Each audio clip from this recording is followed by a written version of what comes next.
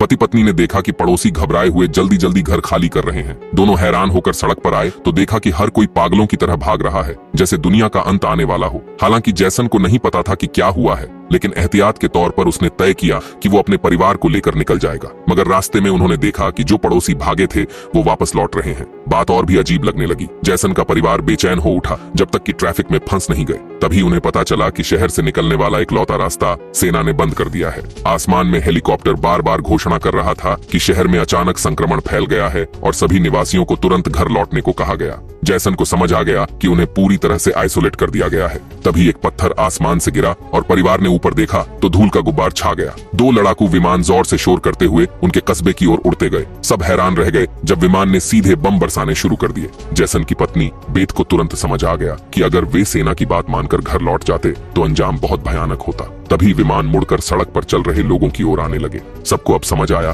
कि सेना सबको मारना चाहती है। बेथ ने पहाड़ी पर स्कूल देखा और तुरंत परिवार को लेकर चढ़ाई शुरू की। पीछे से विमान दूसरी बार बमबारी शुरू कर चुके थे। अच्छा हुआ कि वे तेज थे और धमाके की लहर से बच निकले। लड़खड़ाते हुए वे स्कूल पहुंचे और जोर से बंकर का दरवाजा पीटा। दूर से विमान की आवाज और तेज होती गई। जैसे ही बंकर का दरवाजा बंद हुआ, ऊपर जोरदार धमाका हुआ। आखिर ऐसा कौन सा वायरस था कि सेना को इतना बड़ा कदम उठाना पड़ा? जैसन का परिवार कुछ भी समझ नहीं पाया और उन्होंने फिलहाल बंकर में ठिकाना बना लिया। अच्छी बात यह थी कि वहां बड़ी मात्रा में एक्सपायरी खाना रखा हुआ था जो 3 लोगों के लिए काफी समय तक चल सकता था। पत्नी बेथ का चेहरा उतरा हुआ था। दरवाजा बंद करते समय उसके हाथ की हथेली कट गई थी। उसे नहीं पता था कि कहीं वो वायरस से संक्रमित तो नहीं हो गई, मगर अभी ये सोचने का वक्त नहीं था। जैसन ने लोहे की जंजीर से बंकर का दरवाजा मजबूती से बंद कर दिया और तय किया कि फिलहाल यहीं कुछ दिन छिपकर रहेंगे। लेकिन जमीन के नीचे रहने का जीवन आसान नहीं था। हर दिन वही एक जैसे टिन के खाने और पीने के लिए कीचड़ भरे भूमिगत कुएं का पानी। खाली समय में वे ताश खेलते, छुपन छुपाई खेलते। दुनिया से पूरी तरह कटे हुए इस जीवन ने जैसन के परिवार को मानो किसी दुनिया के अंत का एहसास दिलाया। सबसे पहले बेटी ने यह जीवन बर्दाश्त नहीं किया। उसने पूछा, पापा हम यहाँ कब तक रहेंगे? जैसन के पास कोई जवाब नहीं था। उसने बस यही कहा, जब बाहर वायरस चला जाएगा और जीवन फिर से पनपेगा तभी हम फिर से बाहर जाएंगे। उन्हें नहीं पता था कि ये इंतजार 300 दिनों तक खींच जाएगा। बेटी बार बार माँ के बनाए परावर्तक शीशे से वेंटिलेशन डक्ट से बाहर झांकती, लेकिन हर बार वही बमबारी से जली हुई राख जैसी दुनिया दिखती। कहीं भी जिंदगी के कोई निशान नहीं।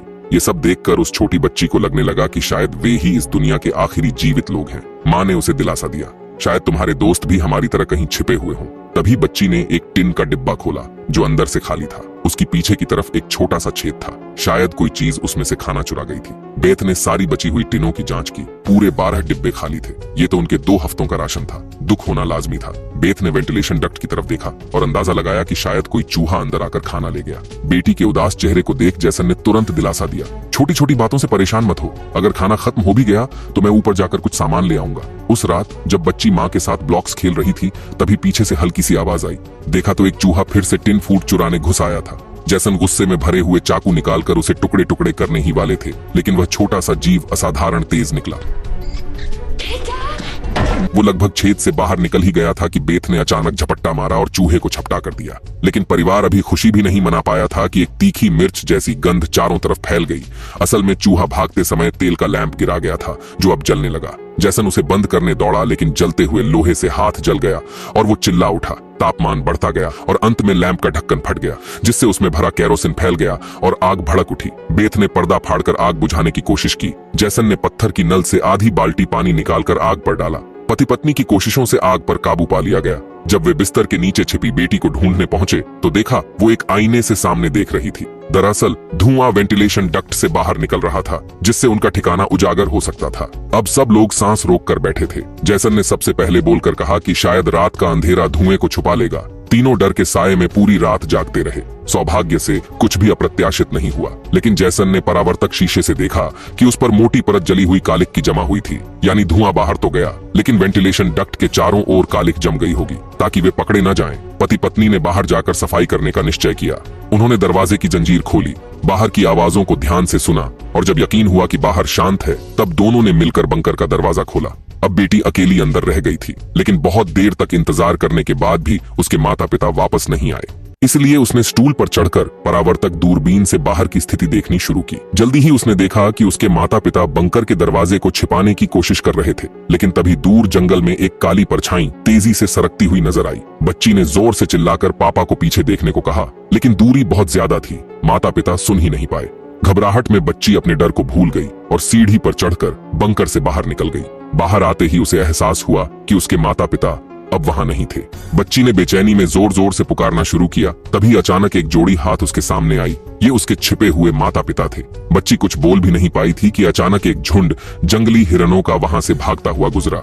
हालांकि वे तीनों बाल बाल बचे, लेकिन बेत की चिंता और बढ़ गई। इन हिरणों का इस तरह भागना जरूर किसी खतरनाक चीज से बचने की कोशिश थी। सबको खतरे का अंदाजा हुआ और वे तेजी से वापस बंकर की ओर भागे। जैसन ने लकड़ी की पट्टियों से बंकर का दरवाजा बंद किया और लोहे की जंजीर से उसे कसकर बंद कर दिया। सुरक्षा सुनिश्चित होने के बाद उसने सबको शांत रहने का इशारा किया और खुद पूरी एकाग्रता से बाहर की आवाजें सुनने लगा। ऊपर से वाकई में साफ साफ किसी के कदमों की आवाज आ रही थी, जैसे कोई वहां की असामान्य स्थिति भांप चुका हो। वो किसी चीज की तलाश में लगातार बंकर के ऊपर इधर उधर घूम रहा था। छोटी बच्ची डर के मारे फूट फूट कर रोने लगी। बेथ बस उसे चुप कराती रही, कहती रही कि अगर आवाज बाहर तक गई तो सब खत्म हो जाएगा। जैसन तुरंत आगे आया और बच्ची का ध्यान भटकाने की हर कोशिश करने लगा। धीरे धीरे बच्ची शांत हो गई। बेथ की नजर वेंटिलेशन डक्ट पर ही टिकी थी और उसके दिल की बेचैनी बढ़ती जा रही थी। अचानक ऊपर से जोर की टक्कर की आवाज आई और फिर भारी कदमों की गूंज। जैसन ने आवाजों का पीछा किया और अंत में वो कदम उनके बंकर के ठीक ऊपर रुक गए। उसके माथे पर पसीना छलक आया।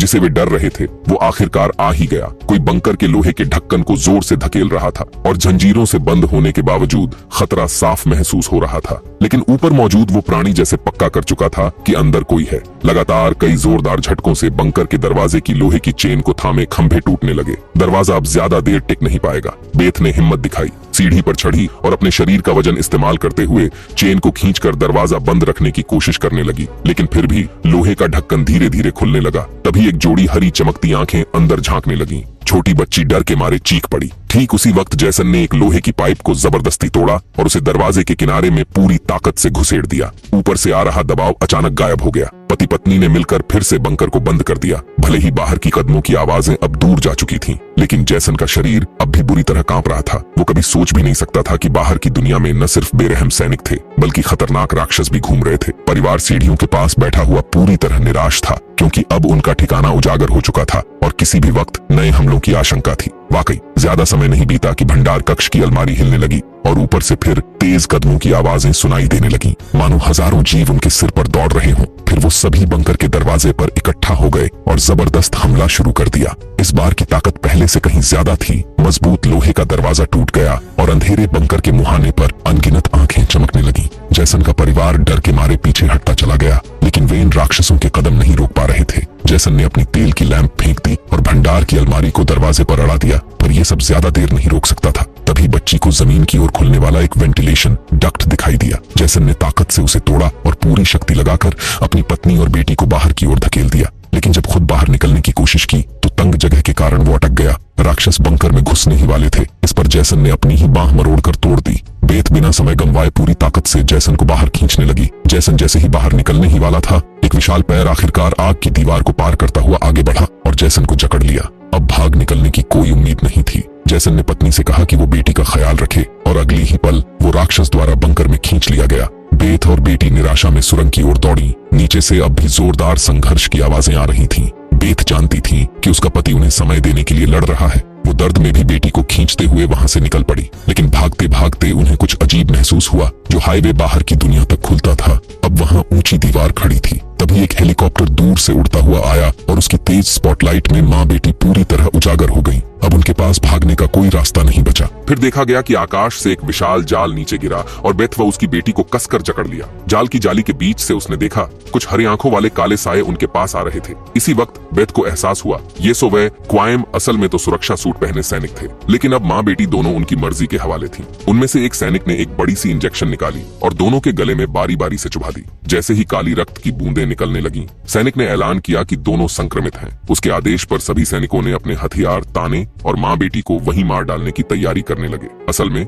जब वायरस पहली बार फैला था तभी इस छोटे से कस्बे के कई निवासी इसकी चपेट में आ चुके थे। ये वायरस हवा से फैलता था और इसका संक्रमण बेहद तेजी से होता था। संक्रमित लोग खुद भी नहीं जानते थे कि वो बीमार हैं। सेना के पास वायरस को रोकने का एकमात्र तरीका था बेरहमी से संक्रमितों को खत्म कर देना। जब बेथ ने देखा कि ये सैनिक उसकी छोटी बेटी को भी नहीं छोड़ने वाले तो वो पूरी तरह गुस्से में आ गई। उसके चेहरे पर काले निशान उभरने लगे, लेकिन इससे पहले कि वो कुछ कर पाती, एक सैनिक की गर्दन से खून का फव्वारा फूट पड़ा।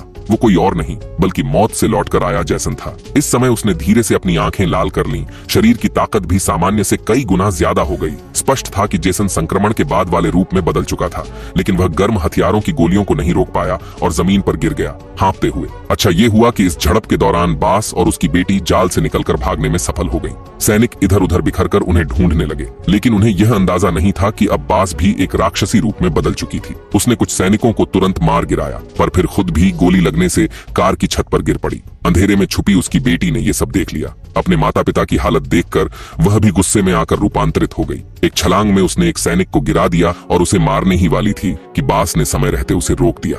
वह नहीं चाहती थी कि उसकी बेटी भी एक दरिंदा बन जाए। उसने उसकी भावनाओं को शांत किया। धीरे धीरे लड़की की नसों की हरियाली गायब हो गई और वह फिर से इंसान में बदल गई। लेकिन सैनिक की किस्मत इतनी अच्छी नहीं थी। उसकी सुरक्षा ढाल टूट चुकी थी और वह धीरे धीरे वायरस से संक्रमित हो गया। अफसोस कि जैसन की हालत बहुत गंभीर थी। उसने बेटी के चेहरे को देख अपने चिरपरिचित अंदाज में विदाई दी और हमेशा के लिए आंखें बंद कर लीं। उसी वक्त एक और हेलीकॉप्टर आ गया। बास अपनी बेटी को लेकर भागी। कबाड़ के ढेर में छुपते हुए उन्हें एक गुप्त भूमिगत सुरंग दिखी। तभी एक रोशनी उन पर पड़ी। देखने पर पता चला कि सामने पड़ोस का वह छोटा लड़का था। वे उसके पीछे चल पड़े और एक मोड़ पर उन्हें एक भूमिगत तहखाने का दरवाजा मिला। वहाँ बहुत सारे परिचित लोग छुपे हुए थे। असल में बहुत से बचे हुए लोग वहीं पर थे। जिंदा रहने के लिए वे अंधेरे में चूहे जैसे जीवन जीने को मजबूर थे। मुख्य किरदार का परिवार हर दिन उन राक्षसों से भाग रहा था, लेकिन सच में वे खुद सामान्य लोगों की नजर में राक्षस बन चुके थे। अगर उनकी बातचीत पर ध्यान दिया जाए तो लगता है उन्हें पहले से पता था कि वे संक्रमित हैं, और यह भी कि गुस्से में वे रूपांतरित हो जाते हैं। इसी वजह से वे बार बार अपनी बेटी से कहते थे